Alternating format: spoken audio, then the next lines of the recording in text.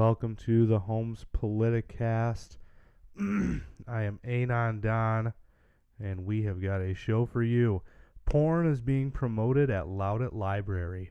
Ottawa County parents are concerned about some of the books promoted in the local library.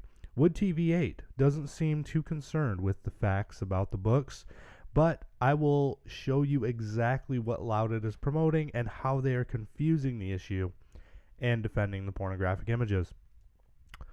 The amendment to enshrine abortion rights will not be going to the ballot in November, we hope. And Fred, I'm going to slaughter your name here, Fred, I'm sorry. Fred Wszolek makes an interesting point about its effect on statutory rape laws. That is the amendment to enshrine abortion.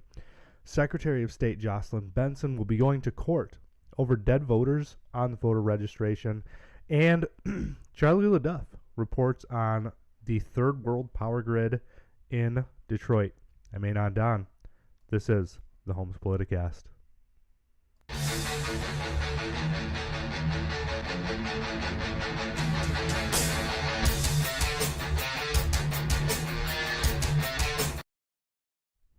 All right, so if some of the things that you heard concern you as a Ottawa County resident, you may think of, subscribing to the channel, sharing it with some friends. We can shout into the dark, but if nobody hears it, nobody knows. So the reason I do this, and I'm going to highlight this every time I get the chance, is because you can't really believe what the media is telling you. They're going to report facts selectively. They're going to leave out a lot of things.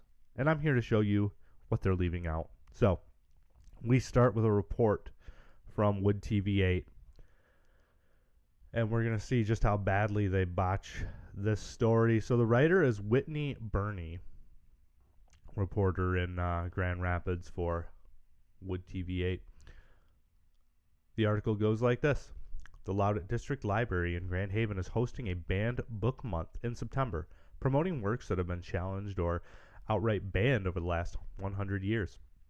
Librarian Chelsea McCoy says she was inspired to put the exhibit together after the millage renewal for Patmos Library in Jamestown Township failed in August because some voters disapproved of books dealing with LGBTQ issues being available.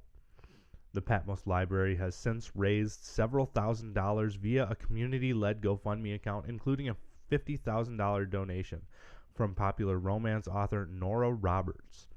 To educate people about the history of book banning and what's happening now, librarians in Grand Haven set out dozens of popular books that have been challenged over the years in the middle of their library. There's been an increasing number of challenges and bans.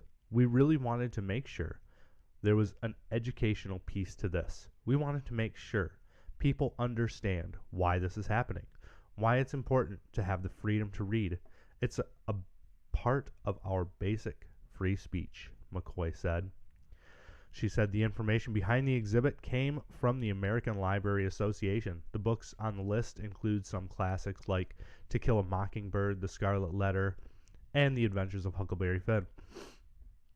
There are some educational materials like Eyewitness Horse, a book that details everything about mammals, which was challenged for mentioning evolution. There are also several children's books, including some from the Goosebumps series, Junie B. Jones, and The Stupid Smelly Bus, and Shel Silverstein's A Light in the Attic.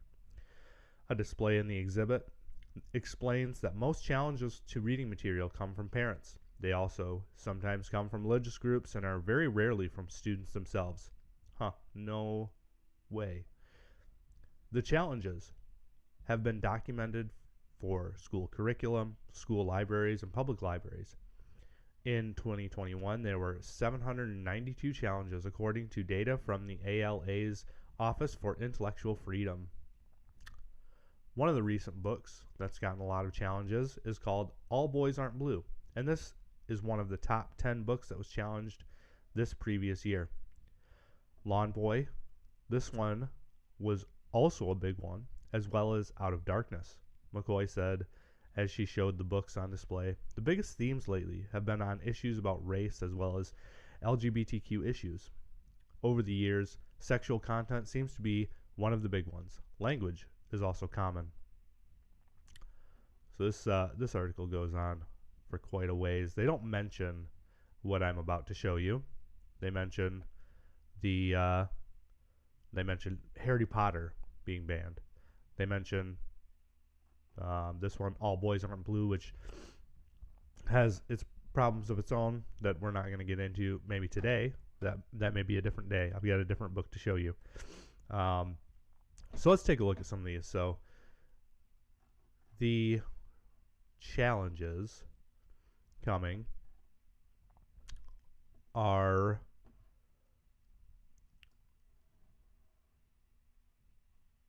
for this. So one of the challenges, Monsters I've Met by Shel Silverstein. You know what? I'm gonna get my own image of this up here so that I can see this a little bit better. We're gonna read it together. So, Monsters I've Met. I met a ghost, but he didn't want my head. He only wanted to know the way to Denver. I met a devil, but he didn't want my soul. He only wanted to borrow my bike a while. I met a vampire, but he didn't want my blood. Sorry, I'm having zooming issues with this.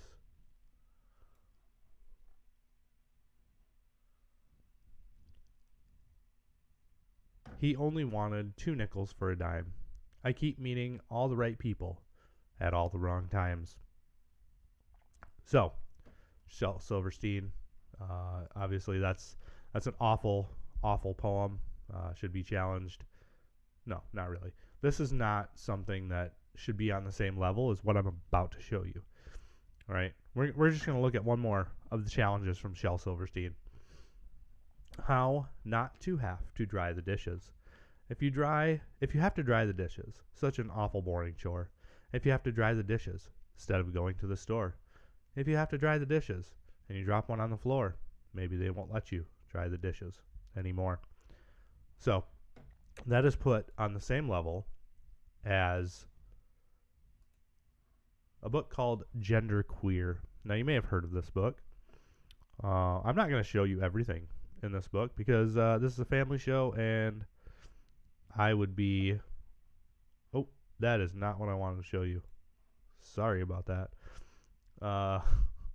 So this is the one that I wanted to show you. We're going to skip over that picture because there is a picture of a minor female performing oral sex on an adult male.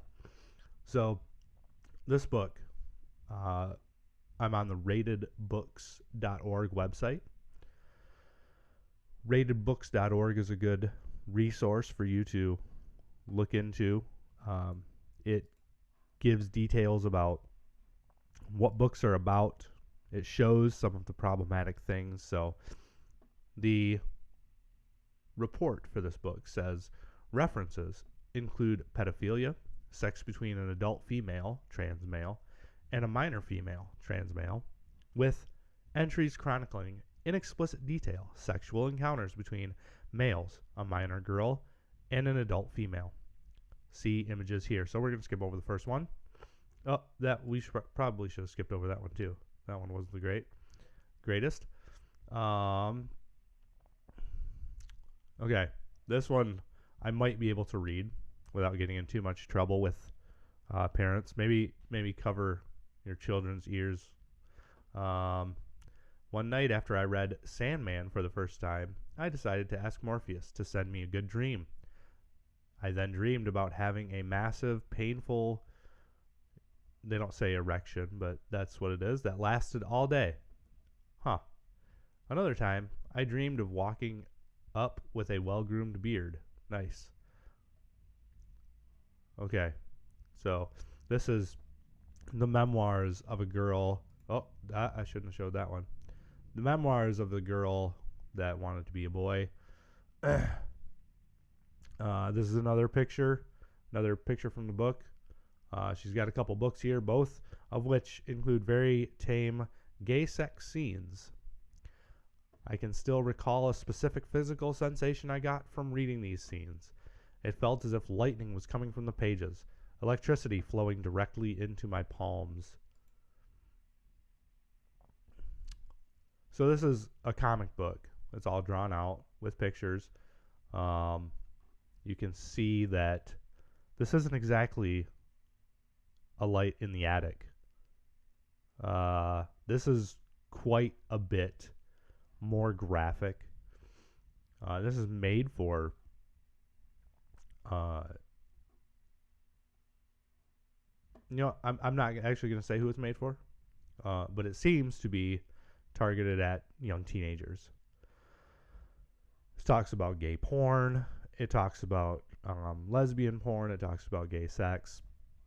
All of these things that weren't in the Wood TV8 article, which is weird because you would think that a reporter would report, what's in the books, not just say, oh, these books are next to Huckleberry Finn, and Huckleberry Finn wasn't that bad.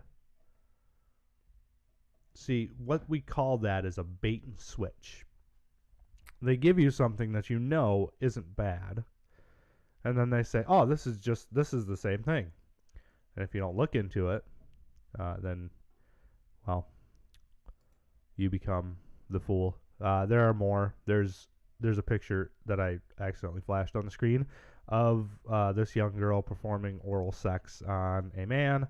I believe that was when she was a minor, and she explicitly says she's a minor, and the man is, a full-grown man.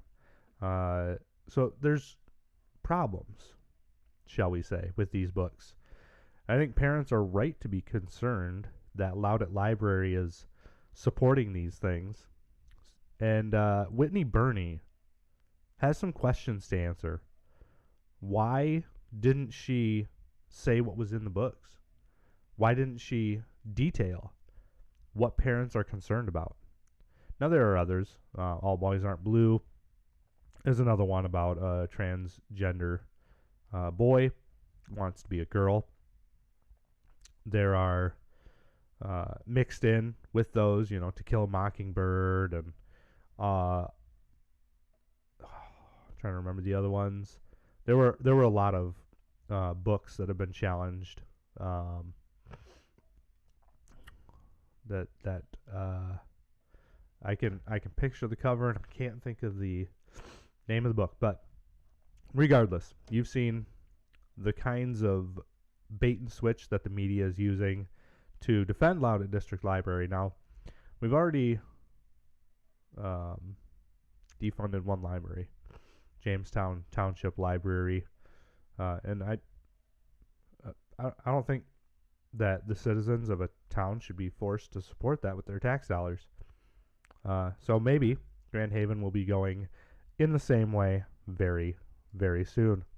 All right. So, the abortion amendment will not be in the November election. Or will it? Maybe. So, let's see. Who is MSN reporting?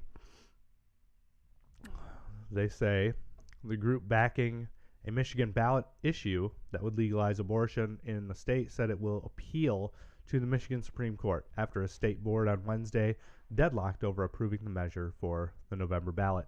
2 Republicans on the state canvassing board voted against placing the proposed constitutional amendment on the ballot, while 2 Democrats supported it. Reproductive Freedom for All, an abortion rights advocacy group that amassed more than 73,000 signatures in support of the measure, said it would quickly take the matter up with Democratic-leaning High Court. The group mounted a petition drive in advance of the U.S. Supreme Court's ruling in June that overturned Roe v. Wade, the seminal case that granted nationwide constitutional protection for abortions. The court's decision resulted in a 1931 Michigan abortion ban going back into effect, But a state judge earlier this month blocked the county prosecutors from enforcing the ban. Anti-abortion groups objected to the ballot measure largely on technical grounds, saying the language of the petition contained multiple errors. The ballot for the November 8th election must be finalized by September 9th. Earlier this month, voters in Kansas soundly rejected a proposed amendment to its constitution that would have allowed the state legislature to ban the procedure, the first test of voters' sentiment since the Supreme Court's abortion decision was handed down. Several other states, including Kentucky and California, will have statewide referendums on abortion rights in their November ballots, and the issue is figuring prominently in Michigan's competitive governor's race. So, reporting done by James Oliphant. So we've talked about this. We saw the amendment, the proposed amendment, I should say, and it's got whole blocks of words without spaces, tons of problems. Now, here's the thing. We all know that every Democrat would shoot down a Republican petition if it misspelled a single word. If it left out a single space, they would say, nope, there's problems with it. Throw it out. Start over. They've got entire blocks of text that are all smashed together, and they vote to ram this thing through. Now, obviously, that's partisan politics. But it should raise Michiganders' concerns about how our politics works, who's running this show, and why Democrats are just so absolutely backwards in their applications of just about everything. Rioters can tear the country apart for an entire year over BLM, but if Horn Guy walks into the Capitol and does a little jig, he's got to be arrested. He's got to be fined. It's an attack on our democracy. It's absolutely the worst thing that's ever happened. It's like 9/11. It's like the Holocaust. And again, of course, on this, we have Secure My Vote. Not a single Democrat wanted to certify it. But they all support an amendment that has a bunch of gibberish. On top of that, Fred Wszolek was Szolek. I'm gonna have to figure out how to pronounce his name. So Fred is a pretty prominent reporter of politics on Twitter and puppies and bacon, apparently. But he asserts that the abortion amendment would invalidate the laws making statutory rape a crime. So here is his tweet. Oh, maybe, if I can get it over there. Aha, got it. So he says, obviously you didn't read the abortion petition before you signed it, or you'd have noticed the 60 typos. But did you sign it knowing that it invalidated the law making statutory rape a crime? So the way this works is he says the constitutional amendment says you can't prosecute anyone helping an individual to express their right to reproductive freedom. They use the term individual, not adult, and the proposal specifically invalidates laws that conflict with this right, including age of consent laws. So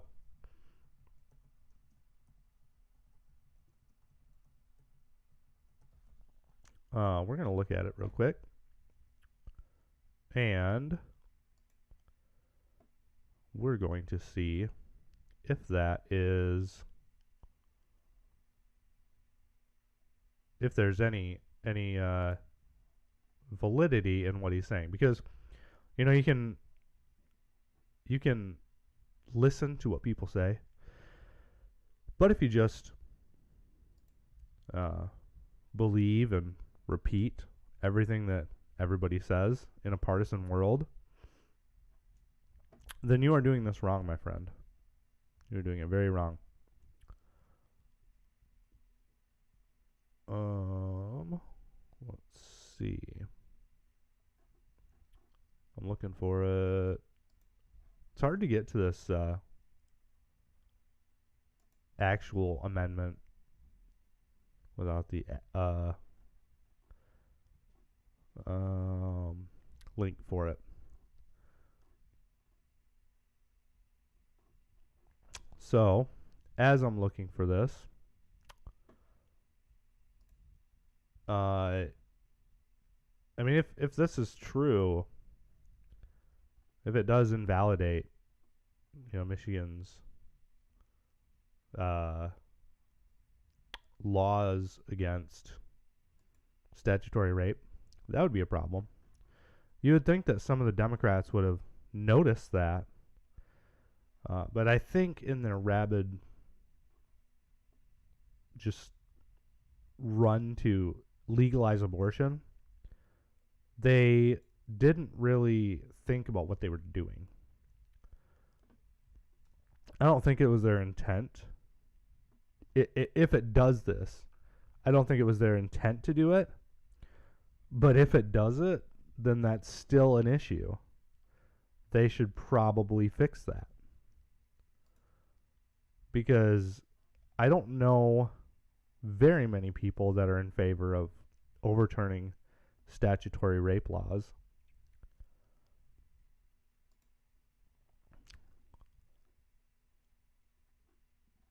In fact, I don't know anybody in favor of overturning those. And of course, I can't find it. All I get is news. All right, so we'll be analyzing that. That's on the agenda for next week. We'll be looking at that because I'm not just going to believe what Fred says, because I have a functioning prefrontal cortex here as far as I'm aware. And again, we should not be just believing people just because they say things that we like. Right? If it does this proposal should be thrown out. It should have to be rewritten, regathered signatures, because this is not something that the people of Michigan are going to go for. All right? So, we'll be looking into that. And I appreciate Fred pointing that out. We're going to look at all of that, find out what's going on there. So, we've had porn in libraries, a proposal that invalidates statutory rape laws. Man, Michigan is not having a good week this week. And it's about to get worse for Jocelyn Benson. So, we go to Bridge, Michigan, one of the most biased papers in Michigan. Riley Beggin has the report. A conservative activist on Tuesday sued Michigan Secretary of State Jocelyn Benson and 16 local clerks in federal court on claims they failed to accurately maintain the state's voter rolls. Tony Daunt, executive director of the Michigan Freedom Fund, alleges in the suit that Loutit County has more registered voters than adult citizens, and that another 15 counties have voter registration rates over 90% of eligible voters, which Daunt calls suspiciously high rates of registration. The findings indicate that the voter rolls are inaccurate, and Secretary of State Jocelyn Benson and other elected officials are, quote, failing to make a reasonable effort, to keep the list up to date in accordance with the National Voter Registration Act, the suit contends. It seeks a preliminary injunction requiring the state to fix the alleged problem before the 2020 election in November, so it's pretty old. This is an old article. Where's the new one? Because this is something that literally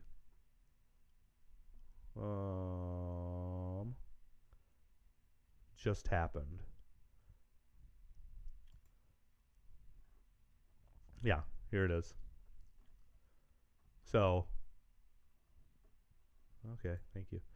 Yeah, judge denies Michigan Secretary of State's motion to dismiss lawsuit removing 26,000 dead registrants from voter rolls. So we had the background. This guy is seeking to sue Jocelyn Benson and some 15 clerks. So Jocelyn Benson has been fighting this tooth and nail. She wants to keep all those dead voters on the rolls. Now, this lawsuit was filed in 2020. We are now in 2022. Almost 2 years later, there are still 26,000 dead voters on the voter rolls. That's insane. Now, you wonder, well, why does it matter if we don't remove dead voters from the voter rolls? Well, because we don't know how many of them voted. And that's a problem. Because if people are voting that are dead, there's probably some shenanigans going on. We had a suspiciously high turnout for the vote in 2020. I'm not saying that the election would have been swayed had the voter rolls been cleaned up. I'm not saying that Democrats manufactured a bunch of ballots and put dead people's names and addresses on them that didn't exist, although that did happen. A lot of addresses that were coming from mail-in votes just didn't exist. They were empty lots. In fact, I think Charlie Leduff reported on that. You can correct me if I'm wrong. I know somebody reported on it. I can't remember who. But they actually went to some of the addresses that were on mail-in mail-in ballots, and they're just empty lots, abandoned houses. Some of them there wasn't even a house there. So this is a problem. We need to clean up our voter rolls. I don't think that that's a partisan thing. I think both sides want to clean up the voter rolls, and I know that Charlie Leduff has reported on at least one man that keeps on receiving his dead father's voter application or ballot application. He got it in 2020. He got it in 2022. The same problem. Charlie's been pushing to get this fixed, and so have I. And I think the rest of us should be too. How do you do that? You email Jocelyn Benson, and then you vote for Christina Caramo in 2022. She is obviously much more passionate about voter security, about making sure that the right people are voting, people that are allowed to vote. And I think that's kind of a good thing for a republic, to actually know who's voting and for us to be able to be confident that all the ballots coming in are from live voters. All right. So, Jocelyn Benson will be in court over that. Now, Jocelyn Benson may be in court, but anybody with an electric car may not be able to get to that court date to be reporting on it. So, you've heard from some of our Democratic officials, people like Debbie Stabenow, that she's just so happy she's got an electric car because gas prices are so high. And that other people should just get electric cars. What, you dumb rube, why don't you just go out and get an electric car? They're better for the environment, because rather than burning gas, which is relatively clean, we can burn tons of coal, release all that into the air, and make power to power your electric car. Makes perfect sense, doesn't it? It's great. We love it. The problem is that Detroit has a third world power grid.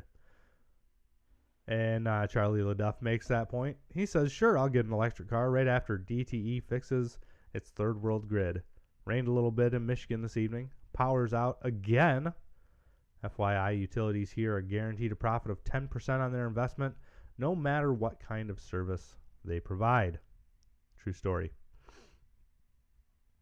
So, he goes on to say that DTE reported that 380,000, I was going to say 38,000, 380,000 customers are without power. That translates to mean nearly 1 million people. Because, a customer is just the person in the home that pays the bill, right?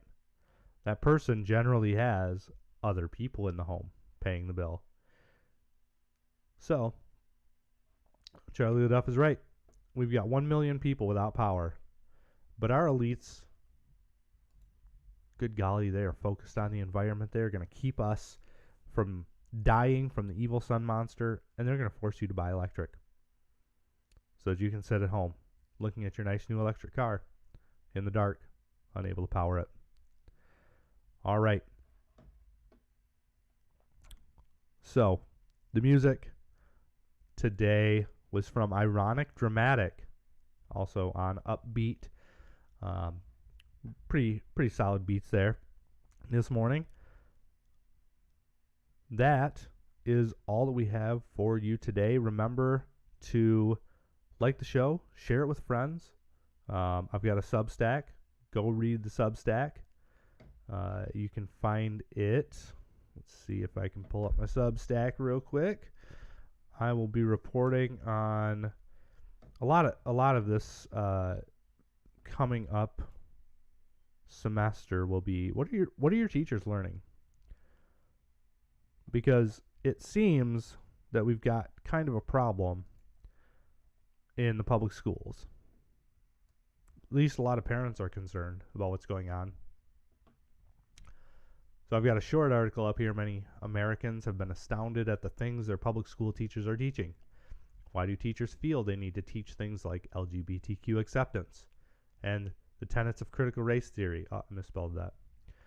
There has been a lot of anger over these harmful and confusing ideologies being taught to children. Most parents sent their children to public school to be taught math, English, and the scientific theory and other necessary subjects in preparation to enter the workforce. We have a student currently at Grand Valley State University, and we will be looking at all the things being taught to prospective teachers. It should be, I think it should be perspective. To find out what exactly teachers are being taught in college and why they are pushing confusion on our children. Subscribe to the Substack to stay up to date with all the leftist ideologies your child's teachers are exposed to. So you can go to Substack. It's Holmes Politicast. Same as the show you are currently listening to. You can sign up for the newsletter. You will get email notifications of when I write things, when I post a show. You'll get the audio version in your inbox. So when YouTube decides that I am no longer allowed to be here because I'm far too radical and I'm a stochastic terrorist, so when they decide that, you'll still be able to see and hear from me what's going on in Ottawa County, what's going on in Michigan, and that's the scoop. So sign up for the Substack, follow the YouTube channel as long as it's up.